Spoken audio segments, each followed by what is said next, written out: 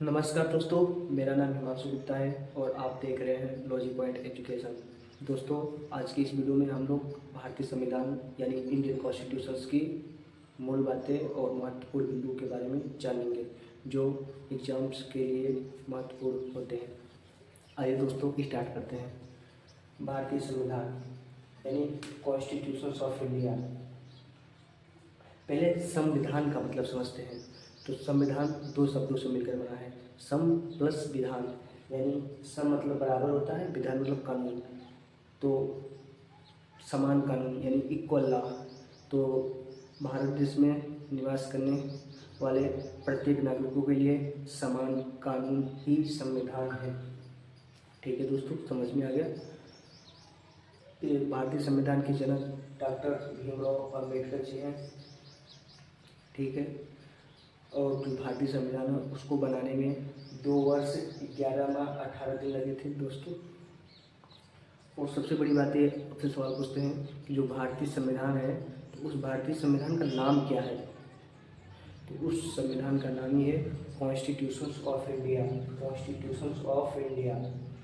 और जो भारतीय संविधान है यानी जब शुरुआत में ही संविधान बनाई गई थी तो उसमें कुल 1,17,369 शब्द थे, लेकिन वर्तमान समय में यह 1.5 लाख प्लस हो गए हैं शब्द।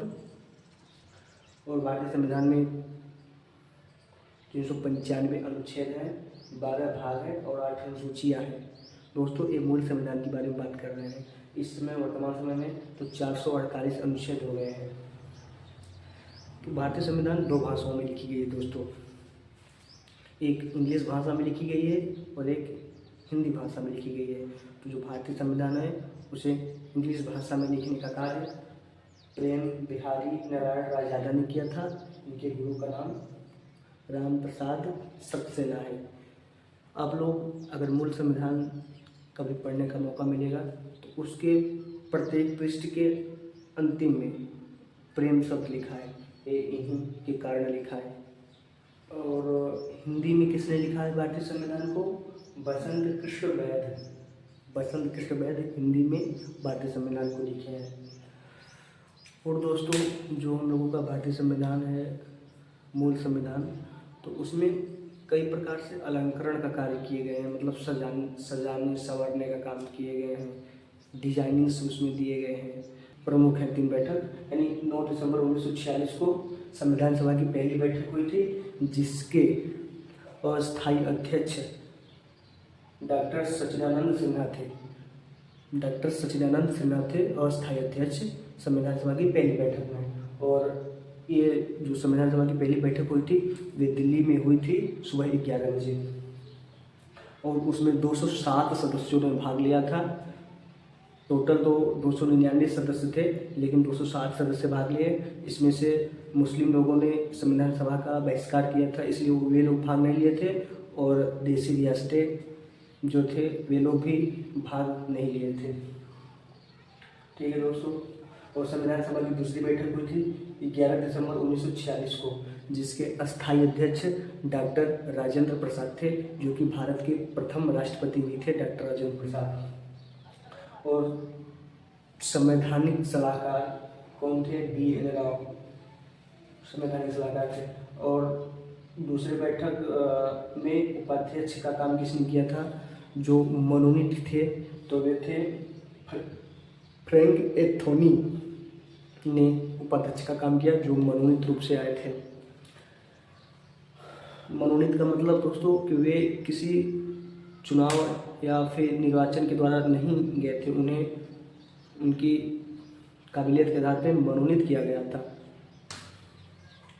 और संविधान सभा की तीसरी बैठक 13 दिसंबर 1946 को हुआ था। और इसी दिन हम लोगों का उद्देश्य प्रस्ताव पारित हुआ था। उद्देश्य प्रस्ताव पारित करने वाले प्रथम व्यक्ति कौन थे? ये पंडित जवाहरलाल नेहरू थे। और इसका समर्थन किए थे पुरुषोत्तम दास टंडन। पुरुषोत्तम दास टंडन ने उद्देश्य प्रस्ताव को पारित किया था। यही उद्देश्य बाद में जाके उद्देशिका यानी प्रस्तावना बना। प्रस्तावना क्या होता है कि जैसे किसी भी देश का संविधान है तो संविधान को पूरा डिटेल न पढ़ने के बजाय अगर प्रस्तावना पढ़ लिया जाए तो इतना तो क्लियर हो जाता है कि हाँ इस देश में ये नियम कानून इस प्रकार से सिस्टम्स लागू है। प्रस्तावना यानी संविधान का दर्शन हमेशा प्रस्तावना ही होता है। अगर संविधान का बाहरी दर्शन करना हो, मतलब लगता है कि हाँ संविधान का दर्शन करना है, तो प्रस्तावना पढ़ना चाहिए। भारतीय संविधान की प्रस्तावना तो है ही, आप लोग जानते ही हैं। और देखिए दोस्तों, अभी हम आप सबको बता रहे हैं ना कि जो संविधान सभा है उसमें कुल 299 सदस्य थे, जिसमें 15 महिलाएं थी।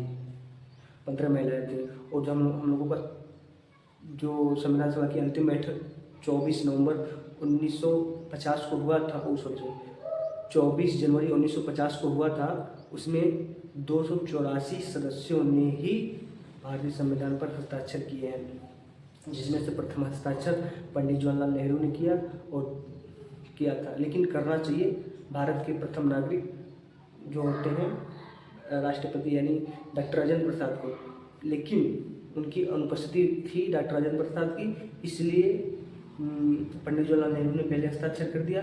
लेकिन फर्स्ट हस्ताक्षर डॉक्टर राजेंद्र प्रसाद का ही माना जाता है, क्योंकि उनके जस्ट ऊपर उन्होंने टेढ़े अक्षर में अपना हस्ताक्षर किया है भारतीय संविधान में। तो पूछता भी है कॉम्पिटेटिव एग्जाम में कि डॉक्टर राजेंद्र प्रसाद ने हस्ताक्षर किया है, टेढ़ा हस्ताक्षर है। होता है ना कि कोई एक सीधा लाइन में नाम अपना लिखे हस्ताक्षर करे और कोई टेढ़ा में कर दे। तो पंडित जवाहरलाल नेहरू संविधान पर सबसे पहले हस्ताक्षर कर दे सीधे सीधे, और करना तो चाहिए राष्ट्रपति को पहले, क्योंकि वे भारत के प्रथम नागरिक होते हैं। तो उन्होंने आया तो उनके ऊपर थोड़ा सा टेढ़े में कर दिया हस्ताक्षर अपना। और संविधान सभा की कुल खर्च यानी संविधान सभाएं में जितनी भी खर्च हुई थी, संविधान बनाने के लिए जितनी भी खर्च किए गए थे, उसका एक काउंटिंग किया गया है। तो 63,96,729 रुपये खर्च हुए थे टोटल। और संविधान सभा में सभाएं की कुल बैठक हुई है 166 बैठक हुई है, और कुल सत्र 11 है। बैठक यानी आज के दिन बैठक हुई, कल के दिन बैठक हुई, इस प्रकार से मतलब बैठकें होती हैं, कई दिन बैठकें होती हैं। अब सत्र मतलब होता है कि एक सीजन्स में बैठकें हुई, एक सीजन्स में कितने बैठकें हुई, तो उस प्रकार से सत्र 11 हैं और कुल बैठकें 166 हैं। दोस्तों आज के लिए इतना ही। अगर वीडियो पसंद आया हो तो लाइक शेयर जरूर कीजिएगा दोस्तों। धन्यवाद।